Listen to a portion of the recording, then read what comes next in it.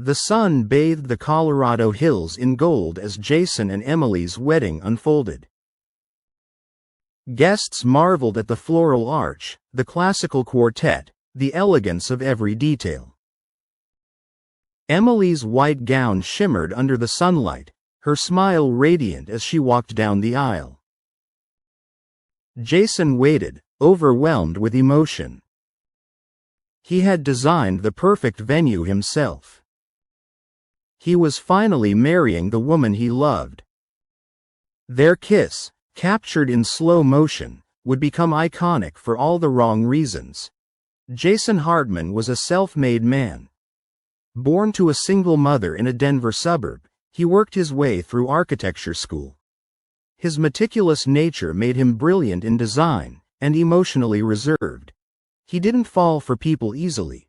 But when he met Emily, it was like someone had turned the lights on in his life. Emily grew up privileged, raised by business moguls in Chicago.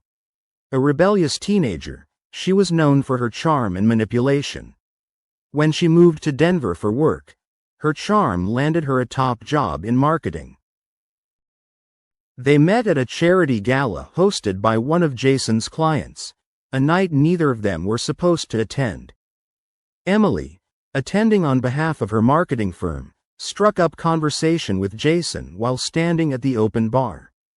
Their banter was effortless. She found him disarmingly sincere.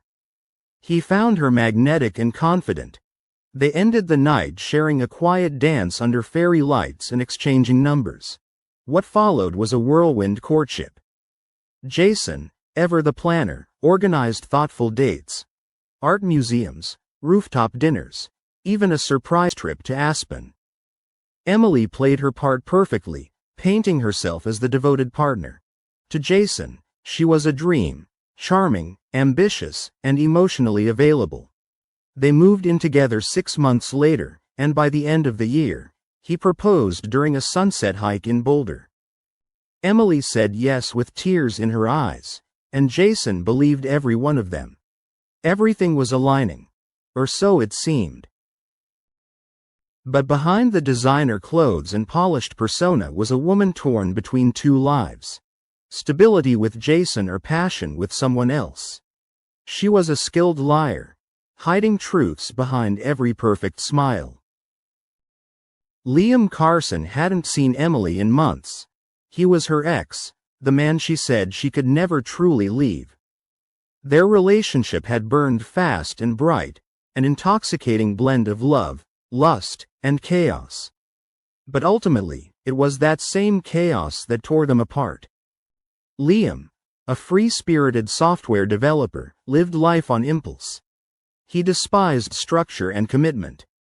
Emily, despite her love for him, craved the kind of stability and social image he could never provide. They fought often, their tempers equally fiery. One night, after a particularly vicious argument over a secret business trip Liam took without telling her, Emily packed her bags and left. She told herself she deserved better, but a part of her always looked back. Despite the breakup, Liam never stopped loving her. When he found out about her wedding, he snapped. He drove 6 hours from Salt Lake City just to see her face one last time. And to make sure Jason knew what he was marrying into.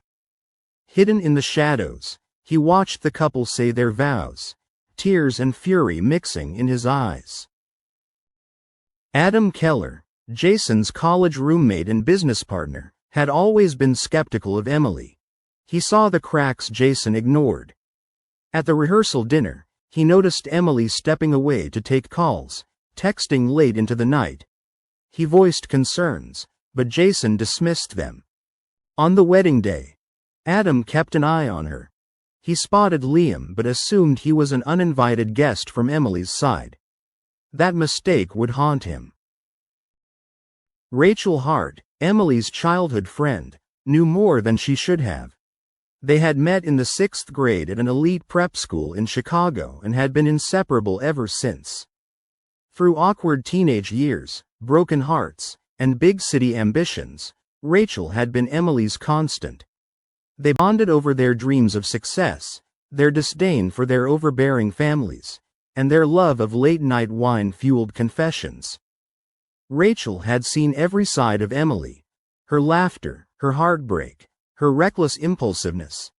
She had also watched Emily fall in love with Liam and later pretend to fall out of love with him.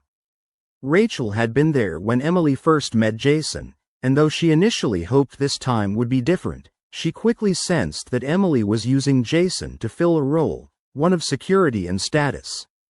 Rachel had tried to talk her out of marrying Jason more than once, but Emily wanted the life she believed she deserved. Rachel helped her into her dress, smiled for photos, and said nothing. She applied Emily's lipstick and told her she looked beautiful, all the while knowing the truth she was helping her hide. Guilt simmered beneath her mascara. The reception buzzed with joy until the best man's toast. Jason raised his glass to thank everyone, but Emily's phone buzzed. She read the text beneath the table. "You married him. I hope he never finds out." Her face froze. Jason saw it, a flicker of fear. She brushed it off, but the moment lingered, staining the night with invisible dread. As the night wore on, Jason tried to shake the feeling. At first, he dismissed it as post-wedding exhaustion or nerves. But the way Emily clung to her champagne flute instead of him, the way her smile disappeared the moment she thought no one was looking, it gnawed at him. He noticed her glancing around the room too often, her eyes darting nervously toward the exit. When she laughed with a stranger near the dance floor, someone Jason didn't recognize, he felt an unfamiliar chill. Their body language was too intimate, their conversation too intense. Jason approached, only for the man to vanish into the crowd. Emily, startled by Jason's sudden presence, claimed the man was an old coworker from Chicago. Her voice was steady, but her eyes gave her away. Jason nodded, pretending to believe her, but something deep inside him stirred. He scanned the room more carefully now, watching her every movement. Every time she checked her phone. Every time she whispered with Rachel. His joy, once unshakable, had transformed into a quiet paranoia. He didn't know what he was seeing, only that he couldn't look away. A storm had begun, silent, but undeniable, swelling behind his composed expression. Later, Jason confided in Adam. "Something's not right," he muttered. Adam, now slightly drunk, said, "You sure you know who you married?" Jason tried to laugh it off, but Emily's behavior was digging into him. She was distant, fidgety, and far too eager to avoid being alone with him. At 10:34 p.m., Liam walked into the hotel lobby. He handed a sealed envelope to the front desk clerk with strict instructions. "Deliver to room 812. Urgent." Groom's name is Jason Hartman. He walked away without giving his name. Inside the envelope were photographs, emails, and text printouts, conclusive proof of the affair. Back in the suite, rose petals decorated the bed. Emily excused herself to the bathroom. Jason poured champagne, still uneasy. Then he noticed the envelope slid under the door. The neat handwriting on the outside read, "To Jason. Read now." First, a photo of Emily in lingerie, clearly not taken by him. Then dozens of texts. "He'll never find out. I'm only marrying him for the lifestyle." His chest tightened. The room spun. A piece of him shattered in that moment, never to return. Emily had met Liam at a tech convention in San Francisco. Their chemistry was instant. He was wild, spontaneous, passionate, everything Jason wasn't. For months they carried on, sneaking around, traveling together. When Jason proposed, she didn't say yes immediately. But when she did, it was after seeing Liam's bank statement and realizing he couldn't provide the life she wanted. Jason sat on the edge of the bed, envelope in his lap. He was wild, spontaneous, passionate, everything Jason wasn't. Emily came out of the bathroom in a silk robe. She smiled at him. He stared through her like she wasn't real. "Who is Liam?" he asked, voice flat. Emily's expression turned to horror as she saw the open envelope. Jason stood slowly. On the table nearby was a small fruit tray, arranged with strawberries, cheeses, and a silver knife. Jason's hand trembled as it hovered near it. She stepped forward. "Jason, wait, I can explain." Her robe slipped slightly, revealing a bruise Liam gave her months ago. Everything connected. Jason didn't shout. He just asked, "Did you ever love me?" She tried to say yes, but he interrupted. "No lies." Emily broke down. "I cared for you, but Liam was real. You were safe." That broke him. "Safe?" he whispered. "Like a bank account?" Emily admitted everything, her affair. The lies. That she almost called the wedding off. Jason backed into the corner, unable to breathe. "You were never going to stop, were you?" She said nothing. Neighbors later reported hearing yelling. A crash. A loud, guttural scream. Then a thud. One guest even recorded it on their phone, mistaking it for a party prank. Police arrived to a gruesome scene. Emily's body lay on the bed, blood soaking the sheets. Jason sat in the corner, mumbling. The knife rested on the floor beside him. "She lied to me," he kept repeating. If you're still watching, take a moment to like this video and share your thoughts in the comments. What would you have done if you were Jason? Make sure to subscribe so you don't miss the next chapter in this chilling true crime saga. Now let's get back to the unraveling aftermath. Jason is taken into custody without resistance. In the interrogation room, he barely responds. "She used me," he finally says. The detectives remain silent, watching the hollow man across from them. His fingerprints were on the knife. His wedding ring still on his finger. Detective Maria Torres pieces together the timeline. Hotel footage shows Liam dropping off the envelope. The contents match Jason's story. But a motive doesn't erase the murder. Maria, hardened by years on the force, knows this wasn't just passion, it was despair. Liam goes off the grid. No traces on social media. An old friend tips police he might be in Mexico. No warrants are filed. He didn't commit the murder. But he lit the match. Emily's mother collapses at the news. Her father is numb. "How did we not see this coming?" he asks during the press briefing. They want justice but are torn between rage and shame. Their daughter lived a double life. Wedding night slaying becomes a national headline. Talk shows dissect every photo, every text. True crime podcasts release weekly episodes. Public opinion splits. Some sympathize with Jason, others condemn him. Linda Hartman visits her son in jail. She's heartbroken. "You should have walked away," she whispers. Jason stares at the table, avoiding her eyes. "I didn't know how," he murmurs. The courtroom is packed. Prosecutors paint Jason as a calculating man who snapped. Defense argues temporary insanity triggered by betrayal. Photographs, texts, and hotel staff testify. Prosecutors paint Jason as a calculating man who snapped.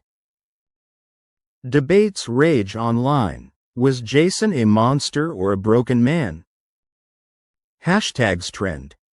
Hashtag justice for Emily and hashtag free Jason. The case becomes a cultural flashpoint, with psychologists weighing in on betrayal-induced rage. After 8 tense days, the jury returns. Guilty of second-degree murder. The court is silent.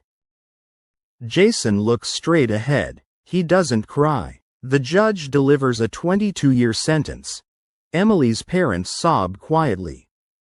Jason's mother weeps in the gallery. Jason only speaks once. I wish I never opened that envelope. Rachel appears on a morning show. Emily was confused. But she didn't deserve to die. She cries as she recounts their final conversation. She wanted to tell the truth. She just didn't know how. Adam feels the weight. I knew she wasn't right for him, he tells a podcast host. I should have done more. Maybe warned the hotel, or stopped the wedding. His voice cracks. He carries the guilt every day. Security footage is released to the public. It shows Liam wearing a cap, placing the envelope at the desk. He never looks back. Social media explodes with theories. Months later, her journal is found in a storage unit rented under her maiden name. It was tucked inside a shoebox of photos, letters, and a wedding planning binder that was never fully used. The journal is worn, its pages creased and dog-eared, with ink stains and water spots that hint at tears. The entries begin months before the wedding. Emily writes of her internal war, how she felt torn between the stability Jason offered and the fire Liam ignited in her. She described Jason as safe, kind, and everything I should want, while referring to Liam as a mistake I can't stop making. Her words bleed confusion and emotional exhaustion. One entry reads, "Today I looked at Jason and thought, maybe I can love him enough to forget Liam. But when Liam texts me, I forget why I even tried. What is wrong with me?" In another, she confesses, "I thought marrying Jason would be like choosing the high road. But it feels like I'm standing in a dress made of glass, waiting for it to shatter." In the final pages, written just a week before the wedding, Emily writes, "If Jason ever knew the truth, he'd never forgive me. But I can't let Liam go. I want them both for different reasons. Maybe that makes me a monster. Or maybe I'm just afraid of being alone." The journal serves as a haunting window into her fractured soul, one that longed for love, but was never ready to give it in return. Pages reveal her emotional spiral. She writes of love, confusion, and guilt. I wanted both men for different reasons. Maybe that makes me a monster. Jason becomes a model inmate. The first few weeks were a blur, filled with long silences, mandatory counseling sessions, and hours spent staring at the wall of his cell. He refused visitors, spoke only when required, and drifted through the prison routine like a ghost. But eventually, the numbness gave way to reflection. He took a job in the prison library, finding solace in books. There, he rediscovered his love for design, drawing blueprints in the margins of old textbooks. Jason enrolled in anger management and conflict resolution programs. He was assigned a cellmate, Darnell, a former high school teacher serving time for embezzlement, who became his first real confidant inside. They bonded over literature and lost dreams. Jason kept to himself in the yard. He didn't join any gangs. Instead, he volunteered as peer tutor, helping other inmates earn their GEDs. Slowly, his fellow inmates began to respect him, not because of what he had done, but because of how he carried the weight of it. The guards saw him as quiet, obedient, even kind. But no one ever forgot what he did. At night, Jason would stare at the ceiling, haunted by memories of Emily's smile and her betrayal. He would replay their last moments over and over, wondering when he could have walked away. In a group therapy session, he finally spoke the words that had been eating him alive. I didn't kill her because I hated her. I killed her because I believed in us. And I realized, too late, that it was never real. When asked by a fellow inmate why he did it, Jason would pause, then quietly answer, I wasn't killing her. I was killing the lie. It was the only explanation he ever gave, and the truth he would carry with him for the rest of his days. A private investigator claims Liam was spotted in Costa Rica. He works under a false name, blending in with tourists. No arrests are made.